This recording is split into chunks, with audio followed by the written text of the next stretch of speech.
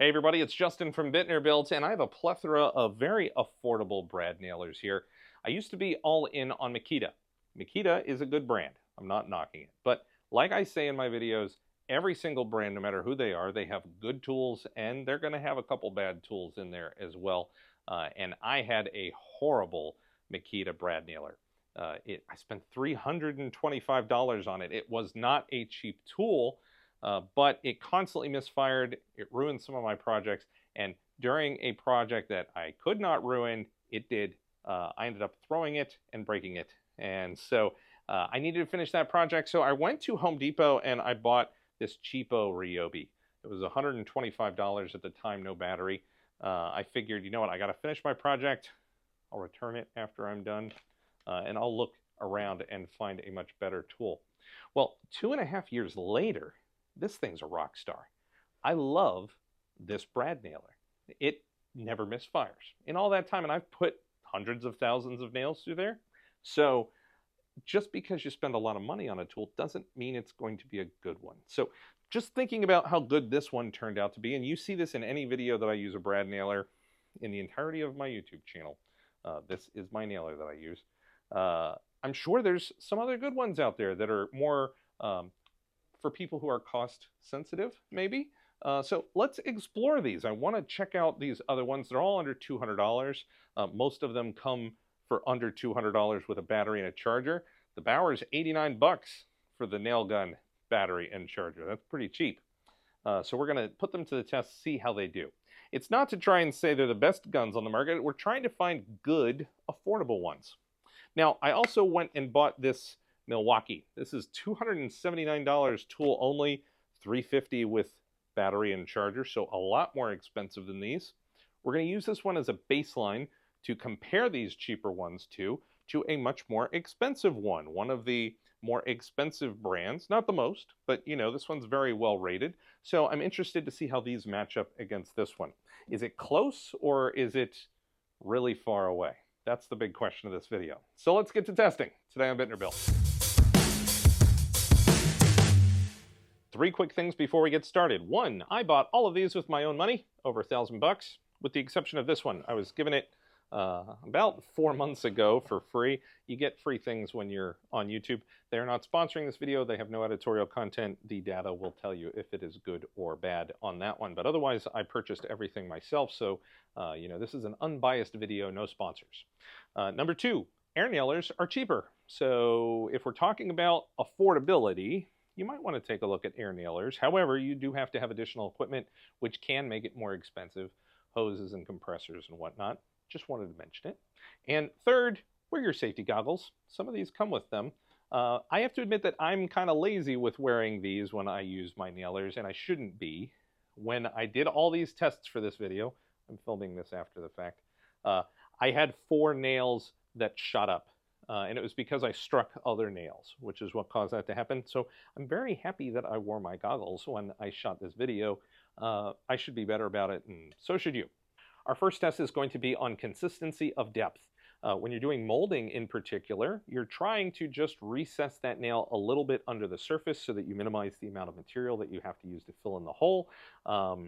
You don't want nails sticking out. And so what we're doing is we are setting the depth beforehand in this scrap piece of MDF, making sure that all of the nails are just below the surface. And then we're going to shoot 100 shots and see if all of them are consistently the same depth. MDF doesn't have voids, it doesn't have knots, it's the same all the way through, so we should have very consistent shots. If we don't, we're going to knock it. All of our tests, we are also going to be looking for misfires. Misfires are the big no-no on all of these guns. I classify a misfire as a nail that does not have the head and the shaft fully seated in the wood. So if you can see that shaft, that's the big problem.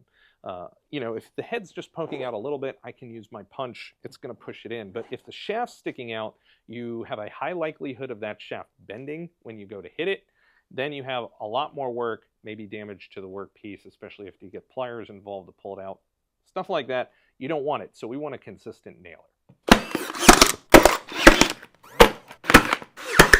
Going from the worst to the best in the consistency category, we have the Craftsman in the worst spot at 49 protruding nails, all of the ones with the circles. followed by the Linknall with 44 inconsistent ones. We then get a little bit better with 10 from the Wen. The Bauer comes in at 5. However, and I didn't really know how I should affect this in the scoring, we had 2 misfires, 2 that are really, really protruding. Next, we're going to the Ryobi with 6. Now, this one's interesting. This is the Metabo. It has 5, but in all honesty, I think it was user error. It was right here in the beginning. I noticed with the Metabo, if you are not 100% perfect straight up and down, you're going to get a little bit of rise out of there. I mean, just even a little bit off. So I was very conscious of it after the first few, but it did happen. And of course, you're always not going to be 100% on target. So, you know, we're leaving it with the 5 there. I just wanted to mention it. We then get to our big surprise winner, the Heart with 0. Every single one of these shots was consistently in depth. I have to say I'm very impressed. Now, I did make a circle of an area over here. These were just a hair deeper than the other ones, but overall I didn't have it protruding, which was the big one that I wanted to make sure we did not have. So pretty happy with the Heart. We then move on to the Control, and this one was very interesting. Like all the other guns, I made sure that I shot into a scrap piece of wood first to set my depth. Then when I started, this top row right here, all of them were protruding. You can tell that every single one of these was sticking up. So I said, you know what, I must have goofed. I put it down 2 notches, and the next 36 all went perfect. But then, for some reason, after that, they all started getting really, really deep. So I said, you know what? I messed with the tests. I messed with the settings during the test. I don't think that's fair. Let me do it again. So I reset the gun, made sure that we were syncing underneath, and the score that I came out with was 7. And one thing to note is the top, let's say 35 or so, are all very well the same in depth. Very consistent. But then we get very deep on the rest of these, but then random higher protrusions. So our Control definitely scored worse than at least the Heart and the Metabo. Here are the results of the MDF test. Our next test, we are using 2 pieces of 3/4 inch pine plywood. We are going to continue using 1 1/4 inch brad nails for this one. Again, we are looking for consistency of shot on these. This is one of the very common materials you would use a brad nailer on. Craftsman came in at the bottom with 19. Linknall was next with 14.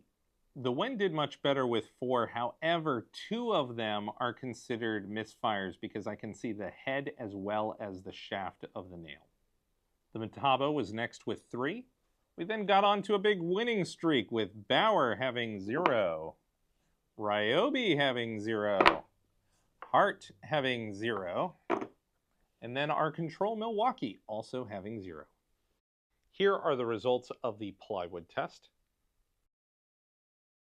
Our next test is on power. I have cranked up the nail penetration depth on all of these nail guns to the max. I'm going to use 2-inch nails on all of these, with the exception of the Linknall. All of these guns can take a maximum of 2 inches, not this one. This one can only go 1 1/4. That is why I've been shooting 1 1/4 in all the other tests, so that this one was able to participate. But just know this one can't do that. I'll still shoot it with the 1 1/4, but you know, the results for this one are tainted on this test. I'm going to be shooting it into 1 1/2 inch pieces of hardwood that I had laying around from another test that I had done. It's a little cupped, a lot of these, and normally you would never use this. That's a huge no-no, but I said, you know what, let's include it in the test. I'm interested to see if it has any effect on the penetrating capability of the nails, for good or bad. If we see a consistent trend through there, we'll know it's because of that. But if we only see it on 1 or 2, we know that it's more indicative that that gun doesn't have as much power. We're going to run backwards on the hardwood test. The Milwaukee did fantastic, and you can even see in this huge gappage, it didn't create any issues. We then move over to the heart, which also gappage, no issue. We got a lot of deep shots here. The Ryobi, no issues, deep shots. The Metabo, no issues, deep shots, even when we had some gappages in there. The Craftsman, no issues whatsoever. We got fairly deep on all the shots as well. The link nail, which I had told you, can only do 1 1/4 inch nails, not 2. While it didn't have any misses, you can see all of those nails right at the top. So these aren't even 2-inch nails, and we were not able to get them deep, but none of them were protruding across the top. So this one, you know, we're kind of listing as a tainted test anyway, but I just wanted to show you the results on that. Now we get to the Wen and the Bauer. So the Wen was capable of hitting everything, including our gappages over here, but we did have a misfire right here, and we really didn't achieve a lot of depth. So you can see all those nails that are just right at the surface here. When we move over to the Bauer had a lot of problems with this one. Now, you'll notice in the gap here, I didn't even really do it that far into the gap, only about right here. We had 17 misses, and it pretty much started over where the gappage is. When we were against the other wood, we had penetration. Though, if I point it here, the penetration was not that deep. But from here on, we had 17, and of those 17, 14 of them are misfires. They are pretty prominent. Here are the results of the hardwood test. Our next test is the rapid bump feature.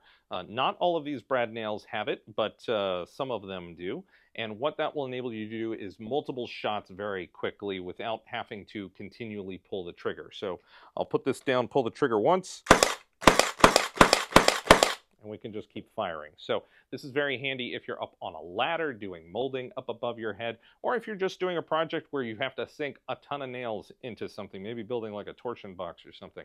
On a brad nailer, I don't necessarily feel like this setting is necessary, so I totally don't knock any of these if they don't have this feature.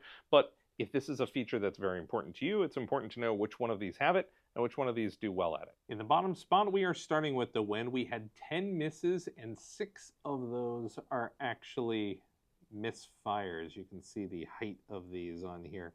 The next lowest is the Milwaukee. We had 5 misses, and 2 of them were misfires. You can see these pretty tall ones here. Next up, we have the Bauer, and we're actually going to spend a little bit of time on this. I'm not speeding up the video in the window here as much as normal because I want you to see what happens in this video. Now, first off, I did have a nail that is completely out, but that is because I struck another nail, so I'm not counting that against the Bauer itself. There are only 2 at the bottom that are protruding, so overall this did very good. However, you'll notice that there are 9 instances where I paused during this video, and that is because there were 9 instances where the gun just wouldn't shoot. It's in bump mode right now. It's supposed to rapid fire, but it really need me to slow down.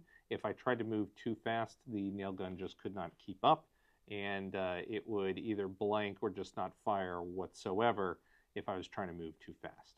Now we had the Ryobi, and this one had a perfect score on it. Did a great job. And actually the best one was the Linknull. This also had a perfect score, but it achieved it much faster than the Ryobi, which is why I give this one the best on here. This one needed a win, and it definitely got it with shooting fast into pine plywood. Here are the results of the rapid bump test.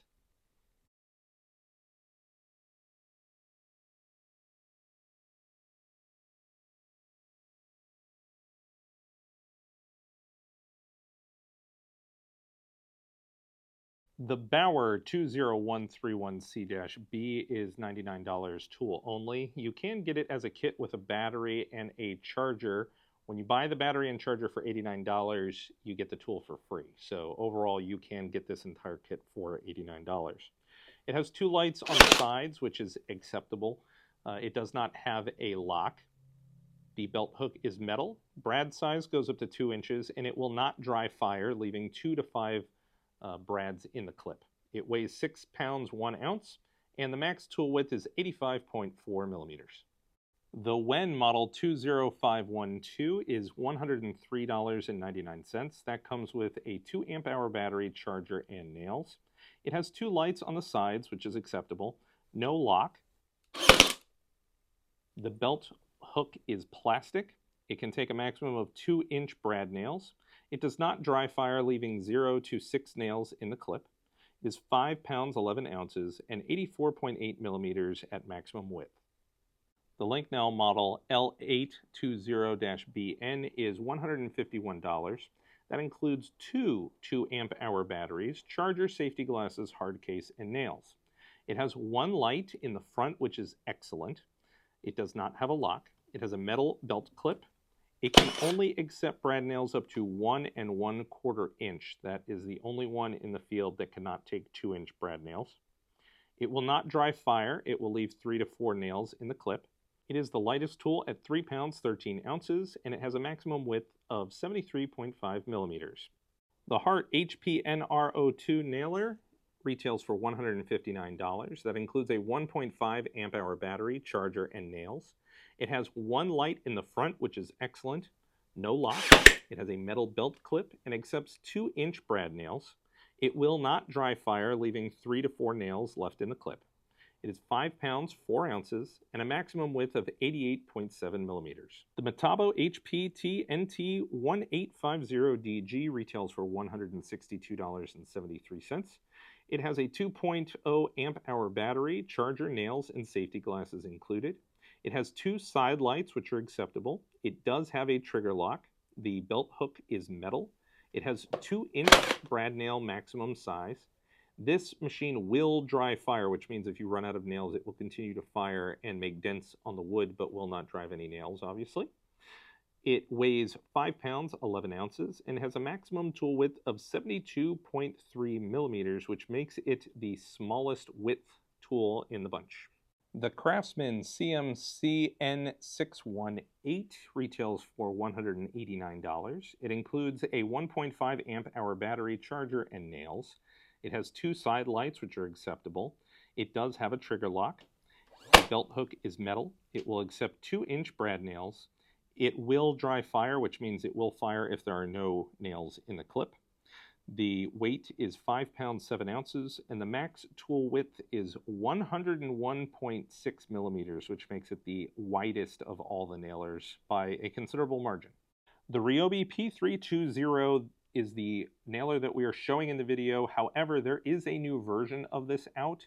It is more expensive, but they are still currently selling this model. And it is currently selling for $109 tool only. If you include the price of a 2 amp hour battery, it retails for $198. It has two side lights, which is acceptable, no trigger lock. The belt hook is metal. It accepts 2-inch brad nails. It will not dry fire, leaving 4 to 5 nails in the clip. It weighs 5 pounds 4 ounces and has a maximum width of 84.3 millimeters. The Milwaukee 7646-20 retails for $269 tool only. If you wanted to do it as a kit, there is a kit with a charger and a battery that's 2.0 amp hours for $349. It has one rear positioned light which casts a shadow, which I consider to be poor. It does have a lock. It is in the form of a power button, and it does auto lock after a period of time. It has a metal belt hook, accepts 2-inch brads, and it will sometimes dry fire and sometimes not. So in some tests it dry fired, and then in other times it stopped with 2 nails still in the clip.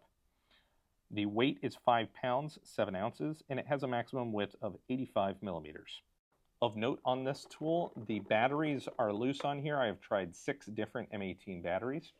This is also the only tool that has a button to power on the unit, and it is not in a convenient place. You must use a second hand in order to turn on and off the nail gun. All right, so some final thoughts on this video. opinion time from me, but you know, hey, I did all these tests. I have an opinion. At the bottom are the Wen and the Bauer. These are the exact same tool manufactured in the exact same factory, obviously, because everything down to the screw holes is the exact same. The thing that, apart from our data, of course, that I didn't like about these was that the depressor in front of the nail gun is in front of the nail, which means you're blind to where the nail is going to come out. It really bothered me because I couldn't tell where I was going to be shooting the nail in the test. And, you know, you need to be able to see that. Every single other one of these shoots with the nail in front of the depressor, so you can see where the nail is going to go into the wood. At the tops, we have two more clones. So it is the Ryobi and the Heart. These are the exact same tool from the exact same company, TTI. TTI owns Heart, Ryobi, Milwaukee, and a couple others. So it's not a surprise that these are the exact same, and they came out very close in our tests. The Heart is $159, including the battery. So that is very affordable, and really what I was hoping to achieve in this video. We have a very affordable, good option for you, especially if you're price constrained when you are buying a tool, or maybe buy this tool and another tool. You know, more tools are good, especially if you need them. So the Heart is great. The Ryobi, bear in mind that this is my personal one that I have had for 2.5 years. So it's had some wear and tear, but it still came out awesome. That also talks to its longevity of use with this. Also, Ryobi has more of an option with the number of tools in its lineup, so if you buy one of these batteries, you have more options to put them into fun tools with. The Metabo came in third for me. This was a joy to use. It is more powerful than both of the other two, but it was a little bit more sensitive to, if I'm straight up and down, perfect shot. If I'm just slightly angled, you could tell that there was a huge rise in the nail. The other two that are at tops were more forgiving in that realm. But this was a very snappy, very skinny, very nice tool. Have nothing but good things to say about it. Milwaukee, I think, came in fourth for me on that. This is the most expensive one. It was expected to win. It was supposed to be the bench line. And ultimately, this changed the title of the thumbnail that you saw when you clicked on this video to look at the cheap ones that beat out the expensive one. So I expected it to be the best, and it kind of came short a little bit. Had some annoying things too. I hate this power button in here. It is the only tool that has a power button, and it auto shuts everything off after a certain period of time. So I kept picking up this gun, and it wouldn't fire, and then you'd have to use your second hand to press it. It's not in an easily accessible location. So also the battery is loose on this too. Little thing, but you know, you're spending more money, you expect it to be better in all things. In the end, TTI still wins, though, because Milwaukee, Heart, and Ryobi are all the same company in the end. So take that for what it is. I hope you got a lot of good content out of this video. If you did, I hope you'll hit like and subscribe. That's really what helps me out. It's what pays for these things, to be able to shoot videos for you. And as always, stay safe in the shop. I'll see you in the next one.